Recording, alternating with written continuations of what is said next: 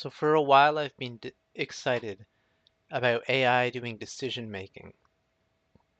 Um, for me, like what defines someone as a person is their ability to have, well, cognitive abilities. So decision making, um, and then a higher form of that might might come to expose itself in the form of self-awareness. So if you're really good at decision making, I have no clue how self-awareness arises. Um, but well, let's look, what did I write before? Um,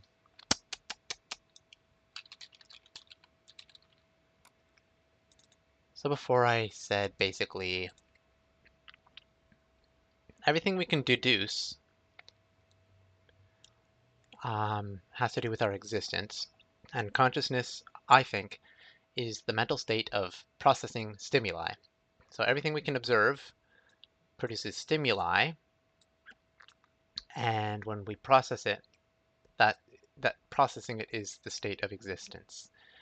And then somehow there's thoughts and emotions, and by thinking, we can somehow arrive at self-awareness. I don't know how that that's kind of like my tentative understanding of maybe how stuff works. So everything we can observe, everything we can deduce in green, everything we can predict in blue. I don't know how we get self-awareness from existence, um, but but somehow the people can see themselves in a mirror and recognize them and say, "Hey, that's me," and then we can actually, from all these building blocks, um, we can actually make assessments about reality. So reality is, what did I say? Reality is everything that is true. Okay, everything that is true. So subjective opinions are true subjectively, and that they exist. Opinions exist, thoughts exist, ideas exist, but that they are false. Sorry, but their status is that of an opinion, not of a fact. So the fact that an opinion exists is a fact. The fact that an opinion can be false is also a fact. So, but there is reality, and somehow with our stimuli, like our five senses or whatnot, we can get a perspective on reality.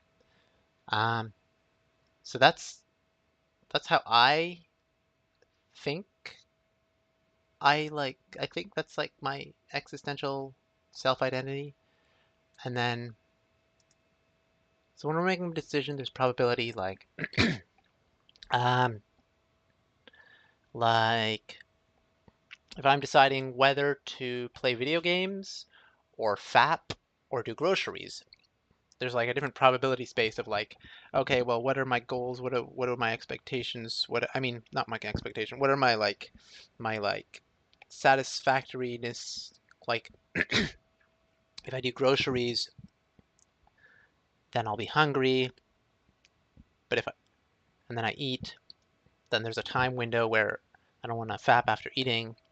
So if I play video games first, then I won't have enough time to fap after doing groceries and eating. Or I could skip the eating, but then I'll play worse at the video games. Or ideally, I would eat before doing groceries because doing groceries requires the least concentration. Although you need groceries to get food. And then what about further down the road? This actually goes through my mind, right? What about further down the road? Um, will I have enough food to eat before doing groceries? Actually, that doesn't go through my mind, but that's the kind of assessment I would make. Usually I'm just like, I'm out of food, need to do groceries, right?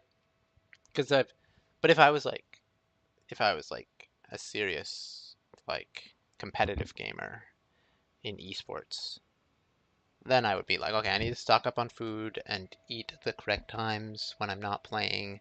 and then FAP when I'm not digesting, and then stuff like that. So there's an article I really like about stochastic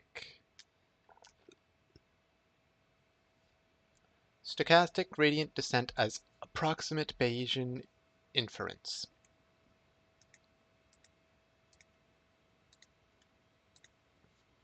So this is something really complicated that I didn't understand, and I'm like, okay, is this what it means? What is it for decision making? I don't understand. And there's like this guy posting about a machine learning course, like, hey, take our course, take our course, take our course, take our course, take our course. What do they teach? And I'm like, oh, gradient descent, that's familiar. So this is obviously like a map with contour lines, and in the middle is where it's deepest. Um, so Bayesian inference helps you find like where it curves down. And stochastic gradient descent helps you find the bottom. So if I have a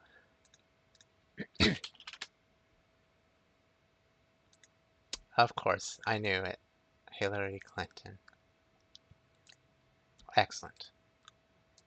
Chocolate Hills. Do do do do do do do do do. Chocolate Hills. Okay. Okay. So,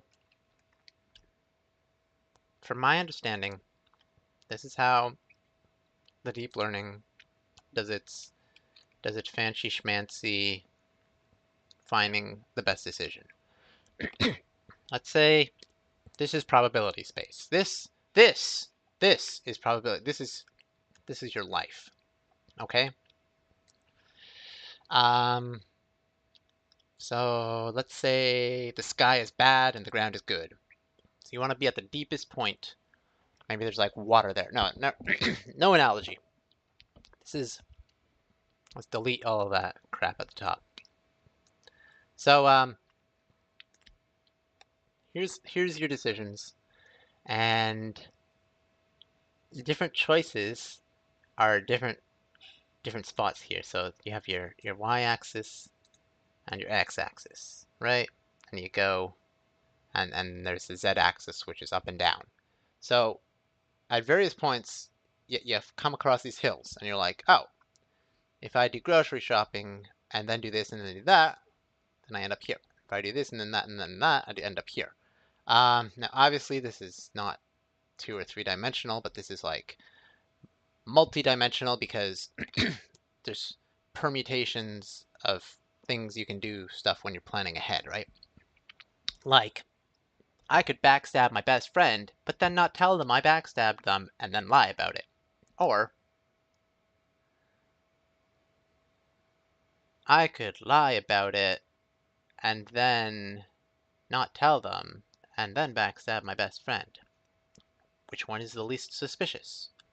Which one is the most likely to get your best friend mad at you, right? That's a bad example, but you get it. Like, if you do stuff in order, then it's actually more reasonable, rather than if you do stuff in an arbitrary order that isn't backed by like any goals. So, stochastic gradient descent seems to be where you pick a point. So any point, let's say we pick this point right there. Stochastic gradient descent is you look at the slope and you go down the slope in the direction it's steepest. So like you would go down over there and you'd end up here. But maybe like, I don't know, maybe like maybe there's a point like over there or down under these trees, like somewhere there's like a better decision to make. So maybe you don't, maybe instead of backstabbing your friend, you could be like truthful or something. But that's like some different decision. So Poliac averaging, and I'm going to make some random assertion here, being clueless that I am, is kind of like having a gut feeling. So Poliac averaging to me is like having a gut feeling. So you like, Pulling averaging, you go randomly here, you go randomly there, you go randomly there, you go randomly there, you go randomly there, and you're like, where's the average lowest? And it's like, oh, there seems to be some low land over here. Seems to be some lower land over here. Land over there is kind of low. Land over here is low. And because the land is lower in some places, the average of the land, the average of the terrain is lower, you have this gut feeling like, huh, maybe where this, maybe we're, maybe, maybe in these low places is where there's like some low land to be found. So you're like, okay. So I guess there's more low land over here. So instead of going for the backstabbing our friend approach, we're gonna check. We're gonna check this area. So pick a point, go down, and we found this thing. And we keep going down, down, down. And so we find this decision. And it's it's kind of like, so to me, stochastic gradient with Poliak averaging or whatnot is like you have a gut feeling of, well, this kind of decision, this kind of scenario seems to be the best outlook because everything pertaining to this type of choice, like not backstabbing my best friend, seems to have better outcomes than like over here or up there or up there or up there because the average outcome is better. And so this looks like a child's drawing. Anyways, so if the average outcome is better, let's explore that situation, and then that saves time when you're trying to like do quick predictions and quick decision making, um, instead of taking like 30 minutes to make your next move in chess. So we look over here. Ooh, special effects. And then you do this, the gradient descent, the stochastic gradient descent, or wait, what was it? Stochastic descent. Yeah. I don't know what a gradient descent is. Okay, gradient descent I think is where you, instead of just taking the like, instead of going like the path down, you do like path down, and then as you reach the bottom, once you're about to like reach the bottom, you like slow down a bit, and so you like slow down a bit so you know exactly where the bottom is, because you don't want to overshoot the bottom. So I think that's what the I think that's what the gradient part means. I don't know. Maybe. Anyways, you want to find the bottom, or the opposite, you want to find the top, right? Because you want to find the decision with the best outcome. And here, obviously, the height corresponds. Oh, maybe I should have said that in the first place. The height corresponds, as I should have said, to the value of the outcome, the predicted value of the outcome of your decision. Or at least that's how I visualize. Except it's not just hills and valleys, because we have multiple vectors when decision making, but like this kind of like a feel for probability space. This gives us a nice like imagery for two-dimensional space that we can visualize clearly. But with probability space, we actually have conflicting interests and conflicting goals and priorities and desires. So there's much more vectors than just like left, right, north, south. Um, it's not just a flat plane with hills and bumps and valleys, but there's multiple dimensions. But with matrices and such, those are calculable, and our brain, I think, is good at calculating matrices. Otherwise, how would we be able to catch balls and um, like navigate cars, or not that we're very good at either, but or like control the multiple segments of our limbs when like throwing something or kicking something or turning something like a what do you call them, cheese grater? No, that's something else. The wheel. It's just when you like tighten a clamp or an axle. Whatever, never mind. The things that lift the cars.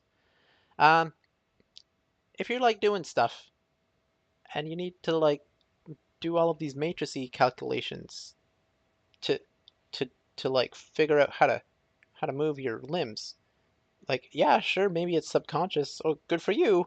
Good for you. That's amazing. But like those mathematical calculations have to happen on some level. Otherwise your limbs would just spasm randomly, right?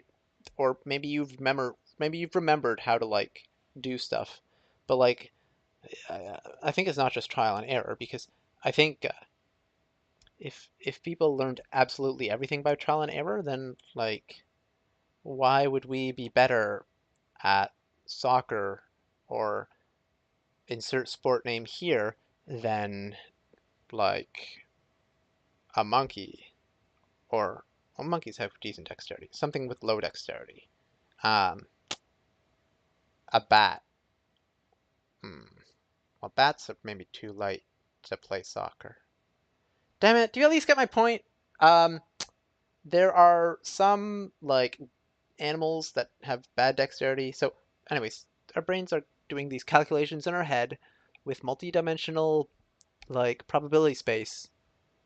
You get it? You get it? So this probability space with the hills is is a two-dimensional probability space with plus the z-axis, which is the outcome, the predicted outcome. And according to the information, the more information we have, the better our accuracy of our predicted outcome. I would assume. I assume. Um, Obviously, there can be some information, like if someone's lying to you intentionally, then that might mess up your. If someone's trolling you, that might mess up the accuracy of your predictions. If someone's trying to backstab you, that might the misinformation might mess up the accuracy of your predictions. But it's yeah, I think this is like you go to like look to see where there's a bunch of valleys, and if you can find a bunch of valleys in the same spot, or actually no, that's not even how it works. If you find a bunch of slopes going downwards, or if you find some low-lying terrain, no. Yeah, that's the Polyak part. If you find a bunch of slopes going downwards, then you check in those areas because look at the top of near the top of the hill, all around it the slope goes up. Near the top of the hill, all around it the slope goes up. And just like at the bottom of the hill, here's let's have this be the bottom of a hill. At the bottom of a hill, right? All around the bottom of the hill, slopes are going down. So that gut feeling you have when you say you have a gut feeling, what if it's just Polyak averaging and you're like, hey, um, I have a gut feeling that this leads to that because the slopes, the the slopes of my choices all point towards this locale.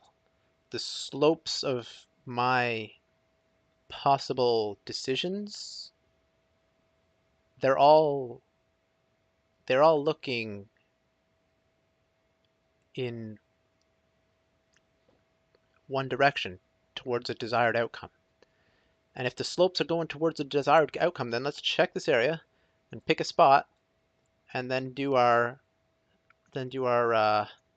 let's check to see like what would happen if we make this decision, and lo and behold, over here, slow down, find the exact best spot, and budding, we've got here our optimal decision, and we can hope that this is not just the local optimal decision for one spot, but the optimal decision for every spot. And with math, we can apply that to decisions which require however many integer number of variables, or natural number of variables you have, whether it's hunger or sex drive or boredom or financial security or new, like whatever nutrition corresponds to, or your temperature, like if it's too cold, if it's too hot, stuff like that. Those all factor in, and then we make a decision. We have variables like what is our decision? We do this. Decisions can be Boolean. Decisions pertain to a thing, like self pertains to shopping as opposed to just shopping, or like that, or like that implies time requirements, that implies travel requirements, that implies the store has to be open, otherwise it's wasted.